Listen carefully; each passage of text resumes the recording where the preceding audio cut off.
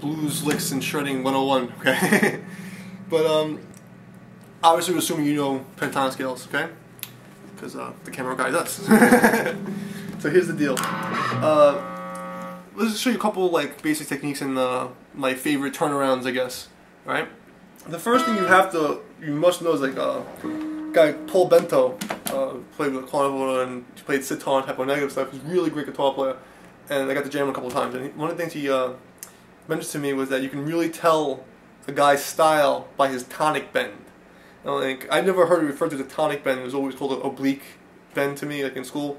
But what he was referring to is the bend that's very common in blues. You're in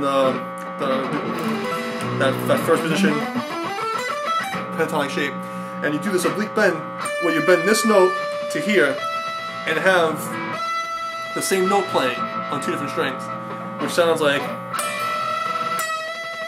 okay? Now I'm stressing this open so you can see what's happening. Yeah, okay? It's coming oh, it's coming a little too much, yeah. Okay, so... Yeah.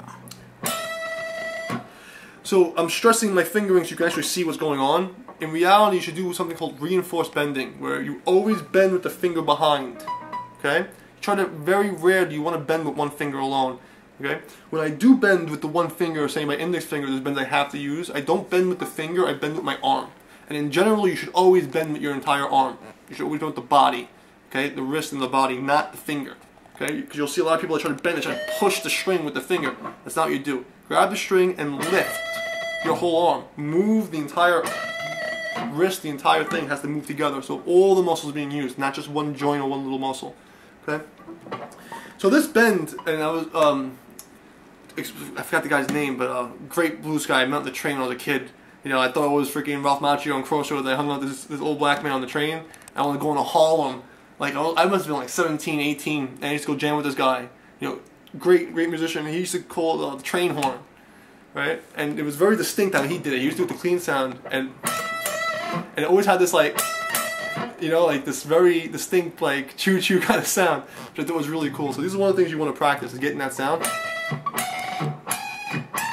and be able to do it any way you want. It's a very unique sound that's very good to do. The next thing you need to know is the pre-bend release, okay?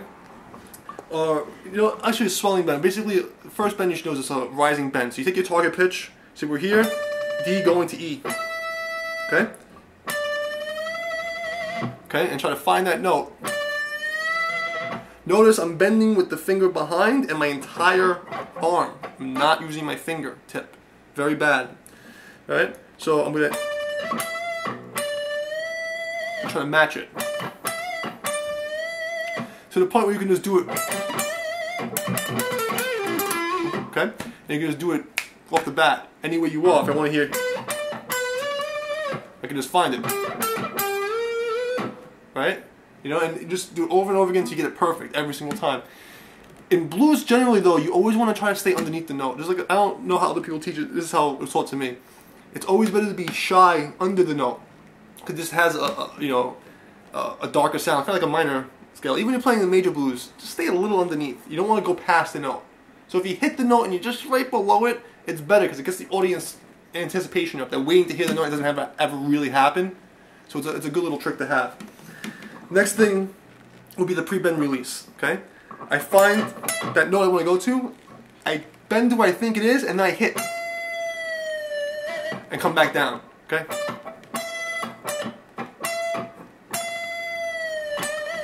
Okay. Right? It's a very good technique also. Okay? Then is staccato bending, or staccato picking when you do the bend. Okay? What I tend to do with the staccato pick is, you know, some people mute it. I literally let the pick fall through the string. Okay? And it'll naturally just slide between your finger and the string. On either side. It'll go between the thumb and between the finger. And then you pick. And literally pull the string. This is totally bad technique, but it's specific for a sound. Okay? I'm actually letting it slide and putting my finger and pulling. And you see the string actually lifting up. I don't know if you can see that. I'll do it on the lower strings so you can actually see what's happening. I slide my finger and let it literally push through. It happens naturally. You just put the pick down and it wants to slide one way or the other. When it does that, just grab it and lift and drop. Like a pluck.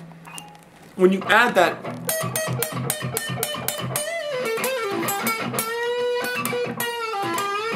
okay, has a very distinct sound. You know, it's kind of tasty, which I like.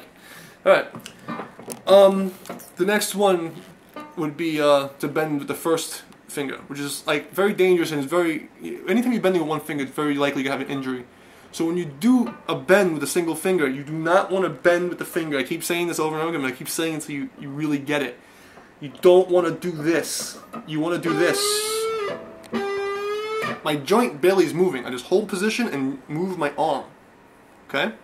If I try to use the joints, these small muscles and these small joints, eventually they're going to wear down, something's going to break. You do not want that. So stay away from doing bends with the finger. Do it with the arm. You put them all together, and you have stuff like that. So there's all the different bends, all the different things put together. The last thing I'm going to show you is a very good turnaround sequence that I was showing my friend here the other day, which is that I'll tend to do, you know, as a go-to riff, as a starting for. I know turnarounds coming in the blues progression. You know, I'm sure you guys know what the turnaround is. If you don't, look up 12-bar blues on one of these websites, and I'm sure you'll figure it out from there. So when you're approaching the last cycle, so you can start off with that bend.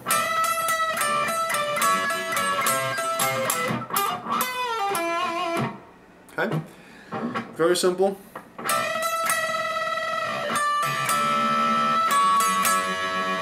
Chromatic. Okay.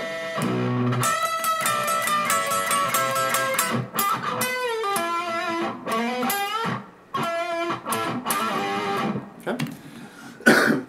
Now the last thing I just did was something called chordal harmony. You're playing in fourths. Okay, just slapping down a fourth bar. The pentatonic scale is so great in lending itself to this chordal sounds, where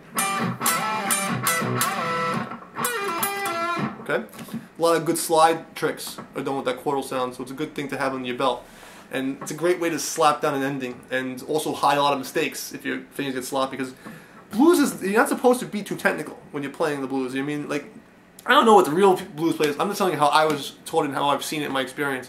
When you try to be like a stickler for technique and being proper, you lose the feeling of the sound. So when you're playing the blues, throw all that crap out the window. Alright? So now you've got a couple different bends, you got a couple of staccato techniques, right? And you have a nice ending for a turnaround. So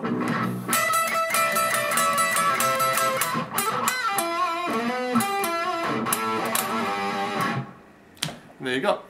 The last thing I do also is tonalization, where if I'm playing the minor, on my last note of the blues scale, I'll actually hit the major third, which gives it a total different feel. Right?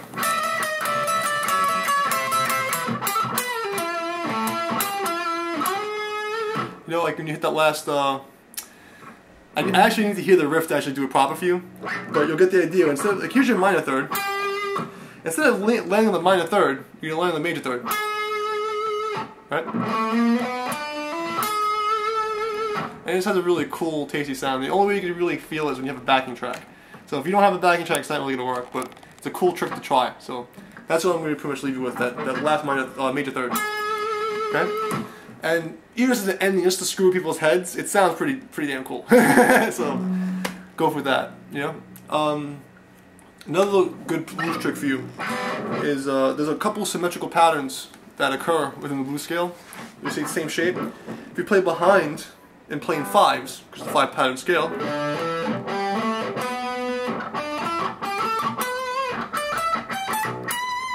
here you play that. Very simple to get a good pattern now. Playing it blues style, right? Add the flat 5. You can add it, make it a 6-note scale. Or I tend to just use a 5 and just drop that natural 5 completely, because I don't really want to accent that note in general. So I'll play more like this, which is basically a minor scale without the third.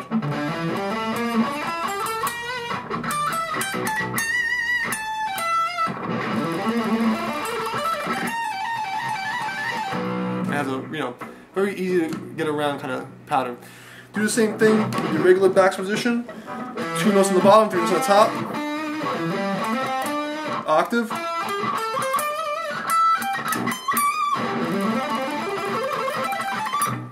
Very simple, very effective way of shredding on the blues. So, more than enough. No. Peace.